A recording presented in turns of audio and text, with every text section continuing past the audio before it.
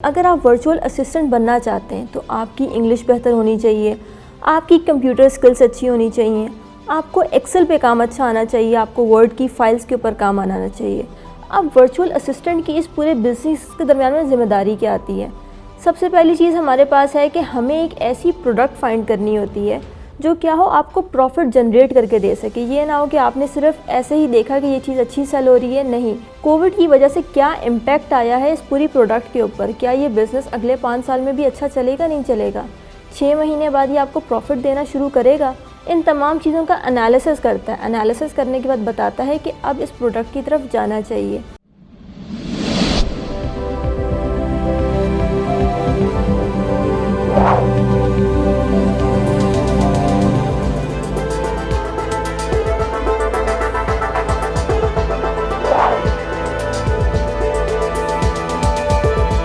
अस्सलाम वालेकुम नाजरीन, मैं हूं Ali Rahman Khalid. Series of professional wisdom के साथ मैं एक नए इंटरव्यू के साथ हाजिर खिदमत हूं। आज जो हमारी मेहमान हैं वो एक वर्चुअल असिस्टेंट हैं और ट्रेनर हैं। इसके साथ साथ ये बोलती बहुत अच्छा हैं और सवालात के जवाबात बहुत ही खूबसूरत अंदाज में देती हैं। आइए इनकी गुफ्तगू सुनते हैं ताकि हम मज़ीद ई कॉमर्स के बारे में जान सकें। बहुत बहुत शुक्रिया तहरीम मुजम्मिल साहिबा आपके वक्त का।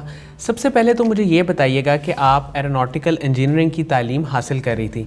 इस दौरान ही आपने सोचा कि आप ई कॉमर्स का रुख करें और वहाँ से अर्निंग स्टार्ट करें। ऐसा क्या वाक़या पेश आया था कि ये आपके ख़यालात डेवलप हुए और आपने ये काम शुरू किया?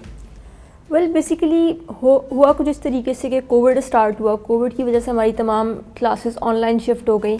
तो ऑनलाइन देखते देखते आपको एक एक्स्ट्रा टाइम मिल जाता है जो आप ट्रैवलिंग के दरमियान में यूज़ कर रहे होते हैं। तो उस टाइम को मैंने सोचा कि ट्राई करते हैं, कुछ नई चीज़ ट्राई करके देखते हैं कि इस चीज़ में क्या हो रहा है। तो साकिब अज़हर की वीडियोस देखी, अमेज़ॉन से रिलेटेड सर्च करना शुरू किया। पता चला कि एक अच्छी फील्ड है, इसमें एक अच्छा स्कोप मौजूद है। तो उसके अकॉर्डिंगली सर्च करती गई और एक एक्स्ट्रा फील्ड के तौर पर इन चीज़ों को लर्न करना शुरू किया। अच्छा, मुझे वर्चुअल असिस्टेंट के रोल के बारे में थोड़ा सा बताएं और वो कौन कौन से स्किल्स हैं जो इंसान के पास पहले से अगर थोड़े बहुत हों तो वो वर्चुअल असिस्टेंट ज़्यादा अच्छा बन सकता है। देखिए, आपके सवाल के अंदर हमारे पास 2 डोमेन्स आती हैं। एक कि वर्चुअल असिस्टेंट बनने के लिए आपके पास क्या चीज़ें होना मौजूद है, दूसरा वर्चुअल असिस्टेंट काम क्या करता है। पहले हम चीज़ की तरफ आ जाते हैं कि अगर आप वर्चुअल असिस्टेंट बनना चाहते हैं तो आपकी इंग्लिश बेहतर होनी चाहिए, आपकी कंप्यूटर स्किल्स अच्छी होनी चाहिए, आपको एक्सेल पे काम अच्छा आना चाहिए, आपको वर्ड की फ़ाइल्स के ऊपर काम आना चाहिए। अगर आप ये तमाम काम अच्छे तरीके से कर सकते हैं तो आप वर्चुअल असिस्टेंट की तरफ आएँ, ट्रेनिंग लें और प्रॉपर्ली अपना काम शुरू करें। फिर दूसरा सवाल ये होता है कि वर्चुअल असिस्टेंट की ज़िम्मेदारी क्या होती है, वो क्या क्या काम परफॉर्म करता है। इसको अगर एक एग्जांपल के तौर पे लें कि हमारे पास 2 लोग हैं, एक है जिसके पास इन्वेस्टमेंट मौजूद है, दूसरा है जिसके पास स्किल मौजूद है। अगर ये दोनों कोलैबोरेट करते हैं तो ये एक बिज़नेस लॉन्च कर देते हैं जिसको हम बोलते हैं प्राइवेट लेबल बिज़नेस, जो कि अमेज़ॉन का बिज़नेस होता है। अब वर्चुअल असिस्टेंट की इस पूरे बिज़नेस के दरमियान में ज़िम्मेदारी क्या आती है? सबसे पहली चीज़ हमारे पास है कि हमें एक ऐसी प्रोडक्ट फाइंड करनी होती है जो क्या हो आपको प्रॉफिट जनरेट करके दे सके। ये ना हो कि आपने सिर्फ ऐसे ही देखा कि ये चीज़ अच्छी सेल हो रही है। नहीं, वर्चुअल असिस्टेंट उसके तमाम पिछले 5 साल के स्टैट्स चेक करता है कि किस तरीके से पिछले 5 साल में वो परफॉर्म करती रही है। कोविड की वजह से क्या इम्पैक्ट आया है इस पूरी प्रोडक्ट के ऊपर, क्या ये बिज़नेस अगले 5 साल में भी अच्छा चलेगा, नहीं चलेगा, 6 महीने बाद ये आपको प्रॉफिट देना शुरू करेगा, अगर करेगा तो कितना देना शुरू करेगा। तो वर्चुअल असिस्टेंट इन तमाम चीज़ों का एनालिसिस करता है। एनालिसिस करने के बाद बताता है कि अब इस प्रोडक्ट की तरफ जाना चाहिए। तो अगर हमारे पास ये 2 लोग कंबाइन करते हैं, एक हमारे पास इन्वेस्टर है और एक वर्चुअल असिस्टेंट है। अब इन्वेस्टर के पास मेनली हमारा मसला क्या आता है कि इसके पास पैसे मौजूद होते हैं, टाइम नहीं होता, स्किल नहीं होता। तो वो क्या करता है, सिंपली आपको एक वर्चुअल असिस्टेंट को हायर करता है और वर्चुअल असिस्टेंट उसकी तमाम जिम्मेदारियां हैंडल करता है, एक प्रोडक्ट को फाइंड करने से लेकर उसको सोर्स किस तरीके से करना है, चाइना से करना है, पाकिस्तान से करना है, हांगकॉन्ग से करना है, इन तमाम सोर्सिंग को डील करता है। जब वो तमाम सोर्सिंग को डील करता है उसके बाद अगला काम वो करता है कि अमेज़ॉन के ऊपर उसकी लिस्टिंग्स बनाता है, उसकी एक क्या कहा जाए वर्चुअल शॉप बनाता है कि किस तरीके से हमारा पूरा का पूरा मटेरियल रिप्रेजेंट होगा। उसकी पूरी एक हमने डिटेल्स डिफ़ाइन की हुई हैं कि क्या क्या चीज़ आपकी उस शॉप के अंदर होना ज़रूरी है। इस तरीके से आप अपने आप को लिस्ट करते हैं, आपका सामान अमेज़ॉन के वेयर हाउस में पहुंचता है, उसको लिस्ट करके पहले पेज के ऊपर रैंक किस तरीके से करवाया जाता है, ये तमाम जिम्मेदारी एक वर्चुअल असिस्टेंट की जॉब के अंदर आती हैं। मैम आपने बहुत ही अच्छा समझाया।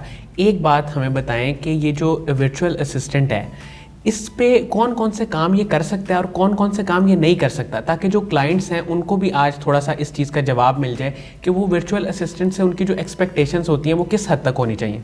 देखिए, वर्चुअल असिस्टेंट की पूरी जो ट्रेनिंग होती है उसके दरमियान में हम आपको एक पूरा डिटेल्ड प्रोसेस सिखाते हैं।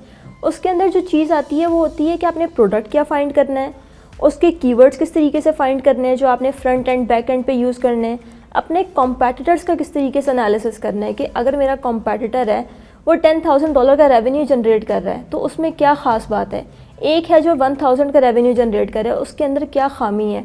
तो हम तमाम कॉम्पिटिटर का एनालिसिस करते हैं कि क्या रीज़न है, उसकी फ़ोटोग्राफ्स कैसी हैं, उसका कंटेंट कैसा है, क्या रीज़न है कि वो अच्छा जनरेट कर पा रहा है। तो ये तमाम डिटेल्स चेक करना वर्चुअल असिस्टेंट की ज़िम्मेदारी होती है। फिर अगला, हम डिफरेंट जगहों से प्राइसेस लेते हैं। हम 10-15 अपने सप्लायर से कांटेक्ट करते हैं, चाइना से करते हैं, वहीं यूके में, यूएस में आप कांटेक्ट करते हैं और पता करते हैं कि क्या ये चीज़ वहाँ से हमें ज़्यादा चीप मिल जाएगी या कहीं और से मिलेगी। हम तमाम एनालिसिस करने के बाद प्रॉफिट मार्जिन कैलकुलेट करते हैं। प्रॉफिट मार्जिन कैलकुलेट करने के बाद हमने क्या करना है, उस बेहतर जगह से सैम्पल्स मंगवाने हैं कि क्या ये सैम्पल्स बिल्कुल वही हैं जो ये पिक्चर्स में रिप्रेजेंट कर रहे हैं। फिर उनकी फ़ोटोग्राफी करवाना।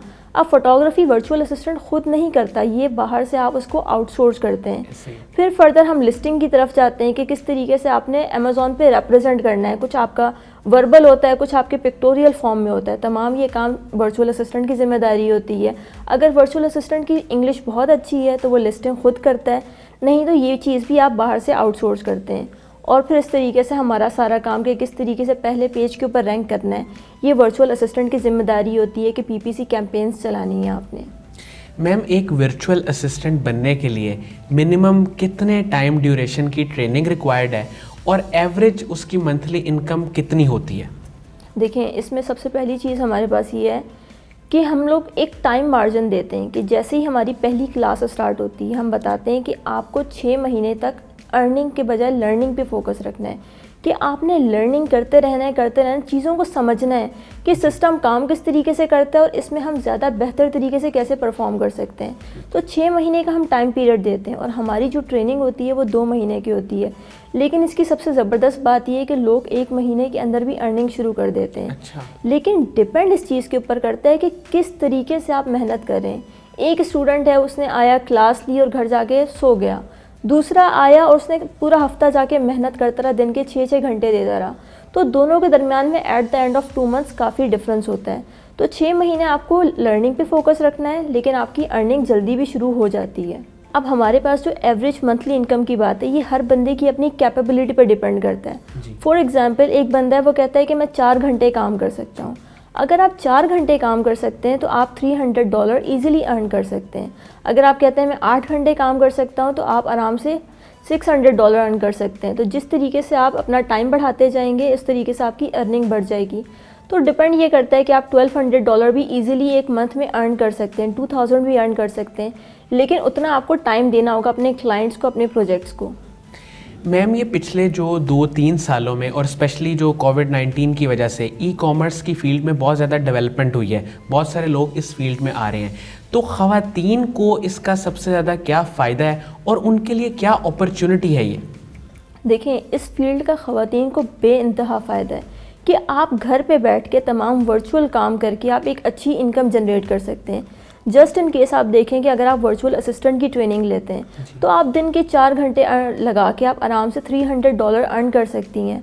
तो ये एक बहुत अच्छी अपॉर्चुनिटी तमाम फीमेल्स के लिए मौजूद है। तो मैं तो तमाम फीमेल्स को इनकरेज करूँगी कि अगर आपके पास टाइम है, आपको अच्छी इंग्लिश आती है, आपके पास लैपटॉप है, इंटरनेट की स्किल्स मौजूद हैं, तो आपको हर हालत में वर्चुअल असिस्टेंट की ट्रेनिंग लेनी चाहिए। इसका फ़ायदा एट द एंड आपको ही होगा। इसका फ़ायदा ये होगा कि आप एक अच्छी इनकम घर बैठ के जनरेट करेंगी, आप घर की भी रिस्पॉन्सिबिलिटीज़ को संभाल रही होंगी। तो इस तरफ आएँ ज़्यादा से ज़्यादा। लेकिन जैसे अक्सर दफ़ा हमारे पास ये होता है कि कुछ सिचुएशंस ऐसी आती हैं, उसके अंदर आप किसी ऐसी प्रॉब्लम में चले जाते हैं कि आपको एक अच्छी इनकम सोर्स की ज़रूरत होती है। अब फॉर एग्ज़ाम्पल किसी फ़ीमेल को कोई प्रॉब्लम होगी, उनके जैसे मुझे काफ़ी लोगों ने कांटेक्ट किया, उनमें से कुछ ख़वातीन ऐसी थी कि उनकी एक अच्छी फैमिली मैरिड लाइफ चल रही थी, उनके हस्बैंड की अचानक से डेथ हो गई। अब कार एक्सीडेंट में डेथ किसी ने एक्सपेक्ट तो नहीं की होती, लेकिन हो गई। But now she want some source of income. अब जब उनको सोर्स ऑफ इनकम की ज़रूरत है, साथ में उन्होंने अपने घर की रिस्पॉन्सिबिलिटीज़ को भी संभालना है, तो इसके अंदर वो क्या कर सकते हैं, वो साथ में एक अपनी ऑनलाइन इनकम कर सकती हैं ई कॉमर्स के थ्रू। आप वर्चुअल असिस्टेंट की ट्रेनिंग करें, अपना प्राइवेट लेवल अपना बिजनेस स्टार्ट करें और अर्निंग शुरू करें। इस तरीके से क्या होगा आपके पास कि आप एक प्रॉपर तरीके से काम कर रहे होंगे और अर्निंग भी जनरेट कर रहे होंगे। मैम एक बात मैं यहाँ से ये ज़रूर पूछूंगा आपसे कि पाकिस्तान की इकोनॉमी पे आने वाले वक्त में इसका क्या इम्पैक्ट होगा? देखिए, मैं आपको एक थोड़ा सा स्टैट्स के थ्रू डाटा बताती हूँ कि इस वक्त पाकिस्तान की जो हमारे पास पॉपुलेशन है वो 22 करोड़ है, ठीक है। इसमें से 50% हमारे पास ख़वातीन हैं जो कि 11 करोड़ बनती हैं। और हमें ये भी चीज़ पता है कि 65% पॉपुलेशन हमारे पास यूथ की है। तो ये जो हमारे पास 11 करोड़ आवाम है, इसमें से हमारे पास 7.5 करोड़ जो हैं ख़वातीन हैं और यंग फीमेल्स हैं। अब हम इमेजिन करते हैं कि 7.5 करोड़ आवाम में से 10% के पास इंग्लिश भी उनको आती होगी, उनके पास इंटरनेट भी होगा, लैपटॉप भी होगा। तो ये कोई हमारी 75 लाख वुमेंस बनती हैं। वो आराम से घर पे बैठी हुई हैं, उनके पास लैपटॉप भी मौजूद है, इंटरनेट की फैसिलिटी भी मौजूद है, टाइम भी मौजूद है। तो हम सबको टारगेट नहीं करते, हम कहते हैं कि हमारे पास अगर पाकिस्तान में 1 लाख फीमेल्स भी अगर ऑनलाइन अर्निंग की तरफ आ जाएँ तो प्रॉपरली हमारे पास एक अच्छी इनकम सोर्स ऑफ जनरेट हो सकती है। और क्या हो सकता है, हम प्रॉपरली इंटरनेशनल मार्केट के अंदर जा सकते हैं। मैम आपकी ई कॉमर्स की जर्नी में वो कौन लोग थे जिन्होंने आपको बार बार सपोर्ट किया, मोटिवेट किया और आपको गिरने नहीं दिया? लेकिन सबसे पहले तो मेरे फादर, फिर उसके बाद मेरे मेंटोर दानिश खलील, देन उसके बाद सर साकिब अज़हर। ये 3 लोग थे जिन्होंने मुझे हर एक स्टेप पे बोला कि आप आगे से आगे बढ़ें, आगे से आगे काम करें, क्लाइंट्स के साथ डीलिंग करनी हो या आपने किसी भी तरीके से किसी प्लेटफॉर्म पे बताना हो, हर एक जगह पे मुझे दानिश खलील ने बहुत पुश किया, उन्होंने मुझे बहुत सपोर्ट दी। उसके अलावा सर साकिब अज़हर बहुत हमें इनकरेज करते हैं कि फ़ीमेल्स को वो आएँ और आके एक पूरी की पूरी प्रॉपर तरीके से काम करें कि किसी तरीके से वुमेन एम्पावरमेंट हो हमारी। कासिम अली शाह साहब के बारे में आपकी क्या राय है? आपने उनका काम देखा है, उनकी किताबें देखी हैं, उनकी तहरीरें और उनके लेक्चर सुने हैं, उनके बारे में आप क्या कहना चाहेंगी? देखिए, कासिम अली शाह साहब का मेरी ज़िंदगी में एक बहुत बड़ा रोल है। From my first year till now I use to listen him a lot. कि फ्रॉम फर्स्ट ईयर मैंने उनको इतना सुना कि my brother and sister was like कि बहुत सुनती हो तुम इनको। एंड आई एम लाइक कि मैं आज जो कुछ भी हूँ, मैं कासिम अली शाह साहब की जितनी मैंने चीज़ें सुनी हैं उसकी वजह से हूँ।